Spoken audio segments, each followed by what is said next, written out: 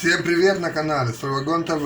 Камины согревают человека с древних времен и так же, как и печи, не утратили популярность среди населения и в наши дни. Современные камины бывают разными, например, простыми и сложными, с открытой или закрытой топкой, заводского изготовления или сделанной своими руками, как говорится, на любой вкус и предпочтение. Но какими разными они не были, выбор конструкции камина всегда зависит от площади и объема помещения, в которую планируют установить это устройство. Для нормального функционирования камина в процессе эксплуатации очень важное значение имеет его топливник, точнее его размеры. Размеры топливника камина должны быть пропорциональны основным размерам помещения. Или, если выразиться по-другому, то в большую комнату можно установить камин с большой топкой, а в маленькой комнате с маленькой топкой.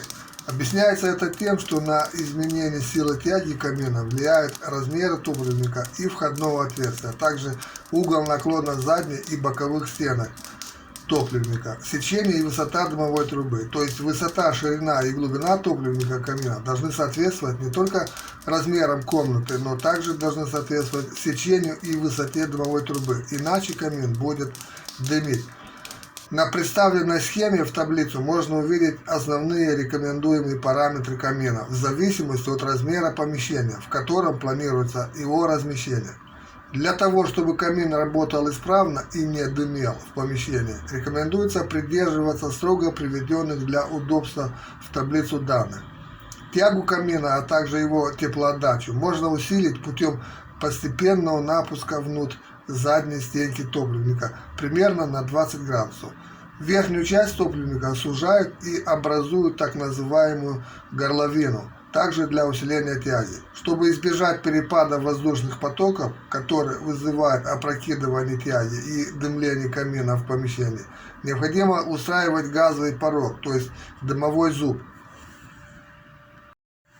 Форма и размеры этого дымового зуба зависят от конструкции топливника и дымовых каналов. Приведенными в таблицу размерами камина рекомендуется придерживаться, если вы планируете построить камин из кирпича с открытой топкой. Если у вас камин оборудован современной заводской топкой со стеклянной дверкой, то этими размерами можно и пренебречь. В таком случае в маленькой комнате можно установить и камин с большой закрытой топкой, если у вас есть желание, но не забудьте дополнительно устраивать канал для подачи в топку воздуха, необходимого для горения дров. Дополнительную подачу кислорода в топку проводят обязательно, так как для горения дров в камине необходимо большое количество кислорода, а это количество воздуха, которое находится в маленьком помещении, не хватит для нормального горения дров, и следовательно камин не будет работать. Также в таком случае дымовой зуб не устраивает, так как закрытая стеклянная дверка топки камина при горении дров, а также установка металлического колпака на оголовок дымовой трубы, расположенный над кровлей, надежно защитит вас от эффекта обратной тяги. Что такое эффект обратной тяги, почему так важно ее избежать, и самое главное, как можно от нее защититься наиболее простыми и доступными способами, я уже зрителям канала Стройвагон ТВ рассказал в других выпусках на канале. Но так как наша аудитория медленно, но уверенно растет, я во второй части этого видео расскажу и новым зрителям канала, как избежать обратную тягу в бытовых печах и каминах.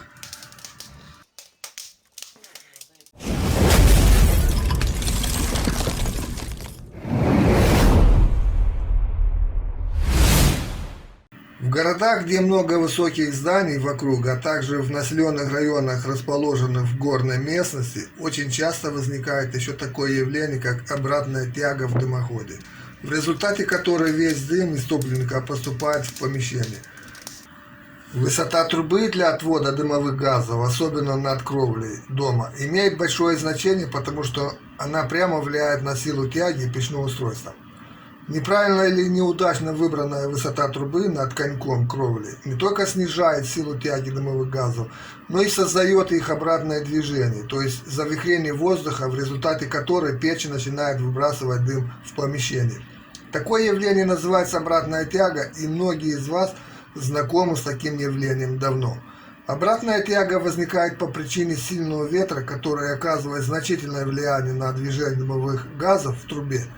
И, как я уже говорил, такое явление, как обратная тяга, особенно часто случается в городах и населенных районах, расположенных в горной местности. Для того, чтобы разобраться в этом явлении, смоделируем 3 случая воздействия ветра на дымовую трубу.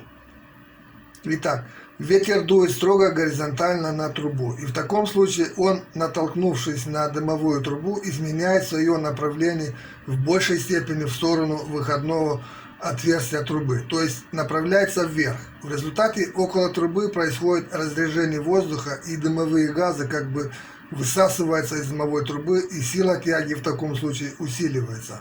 Когда ветер дует снизу вверх, тяга в трубе становится еще сильнее, потому что разрежение воздуха, которое он создает возле трубы, больше, чем в первом рассмотренном случае. Когда же он дует сверху вниз, то он задувает дымовые газы обратно в трубу, и они попадают таким образом в помещение. В таком случае большое значение на трубу оказывают и более высокие здания, находящиеся вблизи дымовой трубы, или высокие деревья. Ветер в таких случаях, ударяясь в стену более высоких зданиях или деревьях, рикошетом направляется сверху вниз прямо на дымовую трубу и опрокидывает тягу. Поэтому высоту трубы над коньком кровли для избежания эффекта обратной тяги нужно вычислять уже для каждого случая отдельно. И это не так-то просто, как может казаться на первый взгляд. И в таких случаях уже всем известная схема расположения дымовой трубы над коньком может и не сработать. Но несмотря на все эти трудности, существует большое число простых методов, которые помогают снизить вредное влияние силы ветра на дымовую трубу. Они всем вам известны, например, как установка на дымовой трубе металлического колпака или зонта, способный защитить дымовую трубу от опрокидывания тяги. Также вместо металлических колпаков мастера-печники устраивают перекрытие из кирпича, который также очень хорошо защищает и имеет, кроме того, и приличный внешний вид. Но кроме этого, такой колпак сможет защитить оголовок трубы не только от сильного ветра, но и от размывания и увлажнения дождевыми и талыми водами. Также для избежания опрокидывания силы тяги применяют еще и дефлекторы различных конструкций, которые есть в большом ассортименте в продаже, как говорится, на любой вкус, или можно соорудить без труда своими силами. Учитывая, что камины имеют довольно низкий коэффициент полезного действия, неудивительно, что у многих людей появился большой интерес к печам, имитирующие камины по внешнему виду, но сохранившие свои обогревательные качества. О том, что это за печи и как улучшить их обогревательные свойства, а также обогревательные свойства камина, мы поговорим более детально в следующей части этого видео.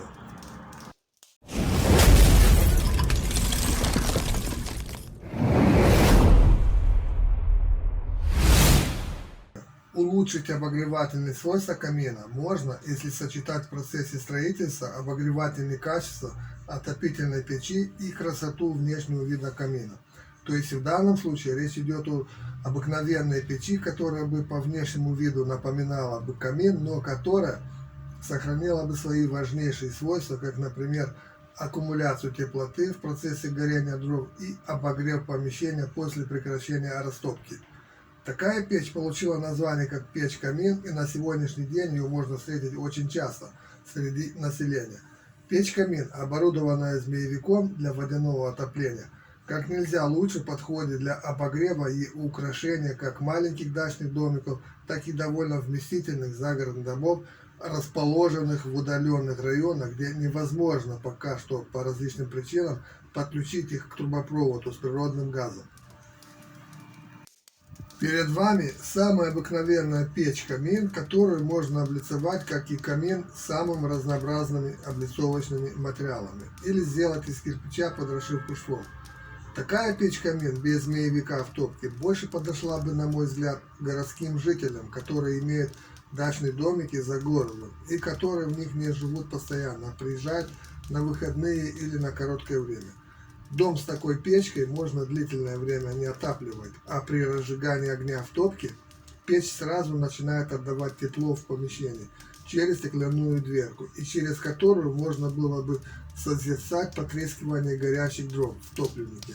Но также, без сомнения, такая печь подошла бы и жителям загородных домов, которые в таких домах живут постоянно, и если в топке установить змеевик для водяного отопления, то существенно можно улучшить ее обогревательные свойства и расширить площадь обогрева. Что такое змеевик и что он из себя представляет, мы с вами поговорим более детально во второй части этого видео.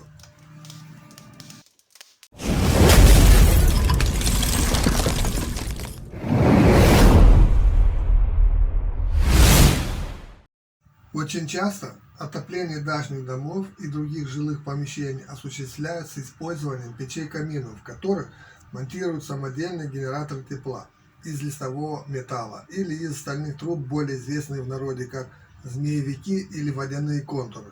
В данном случае рассмотрим конструкцию водяного контура, который собран из стальных труб диаметром в 2 см и который объединяется в трубчатый коллектор диаметром в 5 см. Общая площадь поверхности нагрева такого устройства может составлять до 1,5 квадратных метров. Таким образом, во время растопки печи вода в водяном контуре нагревается до максимальной температуры и, циркулируя в нем, направляется по трубопроводу к радиаторам системы водяного отопления дома. Расчетная теплоотдача такого контура может составлять до 9000 Вт или 7000 килокалорий в час. Размеры именно этого водяного контура составляют в длину 60 см, в высоту 40 см, а по ширине 35 см. Весит такой змеевик не более 25 кг, но вес зависит, как вы все понимаете, от толщины стенок металла, ну и его диаметра труб. Теплопроизводительность любого водяного контура должна восполнять потери тепла помещений дома в наиболее холодный зимний период. Поэтому размеры водяного контура выбирают в соответствии с суммарными теплопотерями помещений дома. Но во всех случаях размеры водяного контура не должны быть огромными, так как чем меньше воды в нем, тем быстрее вода нагревается и, следовательно, быстрее циркулирует в трубопроводе. Быстрая циркуляция воды в системе отопления приводит к наиболее быстрому прогреву помещений, так как вода не успевает полностью остыть и через обратку попадает в змеевик не сильно охлажденно. Размер этого водяного контура позволяет обогревать двухэтажный дом площадью до 250 квадратных метров.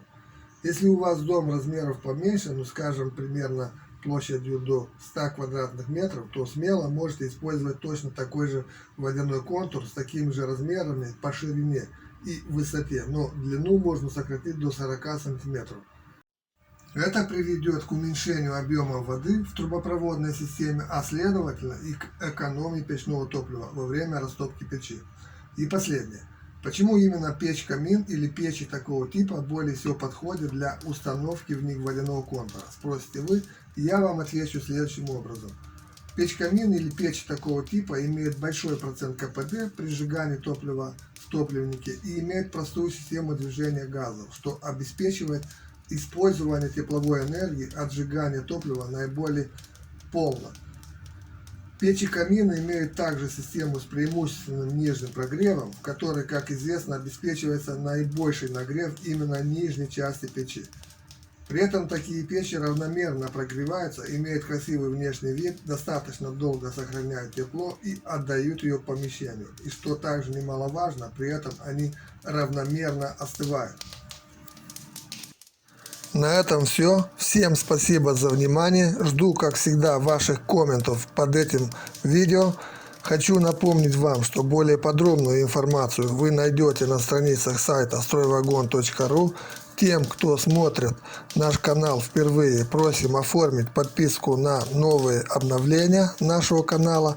Думаю, что очень скоро встретимся опять в новом выпуске. Ставим лайки, комментируем это видео, распространяем это видео и оформляем подписку.